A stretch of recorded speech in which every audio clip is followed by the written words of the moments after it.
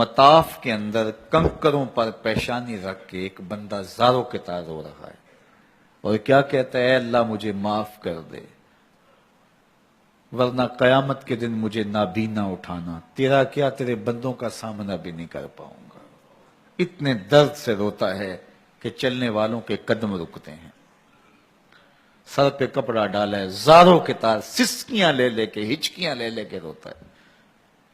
کوئی اس کے پاس کھڑا ہو گیا، اس کی کمر پہ ہاتھ پھیر کے کہتا ہے، حوصلہ رکھ، اللہ بڑا کریم ہے، اللہ معاف کر دے گا۔ خیر جب وہ شخص رو رو کے آہوزاری کر کے اپنے رب کے حضور یہ تمنائیں کر کے اٹھ کے جانے لگا تو اس شخص کو شوق تھا کہ میں دیکھوں یہ ہے کون، اتنا خوف خدا، اتنا ڈر رہا ہے، پتہ نہیں کون ہے، کیا گناہ کر بیٹھا ہے۔ لیکن جب اس صاحب نے سر اٹھایا تو اس کی چیخ نکل گئی، فائزہ ہوا شیخ عبد القادر جیلانی۔ تو یہ زاروں کے تار رونے والا شیخ عبد القادر جیلانی تھا۔ ساری زندگی خدمت خلق میں بسر ہوئی، اللہ کے حکام بجا لاتے ہوئے، لیکن خوف خدا، خشیت الہی کا عالم یہ۔ حضرت جنید بغدادی کے پیر ہیں حضرت سری سکتی رضی اللہ تعالیٰ عنہ، رشتے میں ماموں بھی لگتے ہیں۔ تو حضرت جنید بغدادی کو حضرت سری سکتی رضی اللہ تعالیٰ عنہ نے ایک دن وصیت کی۔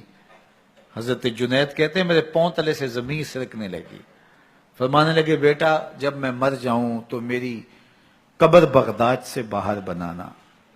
میں نے پوچھا حضرت کیوں؟ لوگ تو بغداد میں دفن ہونے کو ترستے ہیں۔ کہا میری بدعمالیوں کی وجہ سے بغداد کی مٹی میری لاش قبول کرنے سے انکار نہ کر دے۔ الذین یبیتون لربہم سجدا وقیاما، یہ وہ لوگ ہیں جو اپنی راتیں سجدے میں اور قیام میں بسر کرتے ہیں۔ ہم تو 4 نمازیں تسلسل سے پڑھ لیں تو بے نمازیوں کو حقیر سمجھنے لگ جائیں، لیکن یہ کیا ہے، زندگی ذکر و فکر میں گزرتی ہے، سجدہ و قیام میں راتیں بسر ہوتی ہیں، لیکن عرض کیا کرتے ہیں، مالک ہم سے جہنم کا عذاب پھیر دے۔ آؤ میں اور آپ اپنے گریبان میں جھانکیں، اپنے من میں اتریں، اللہ نے ہمیں کتنی نعمتیں عطا کی ہیں، کیا کچھ نہیں عطا کیا۔ ہماری راتیں کیا قیام اور سجدوں میں بسر ہوتی ہیں۔ ہماری 5 نمازیں بھی پوری ہیں، اگر ہماری 5 نمازیں بھی پوری نہیں اور سجدہ و قیام بھی ہمیں نصیب نہیں ہے تو پھر افسوس ہے ہمارے جینے۔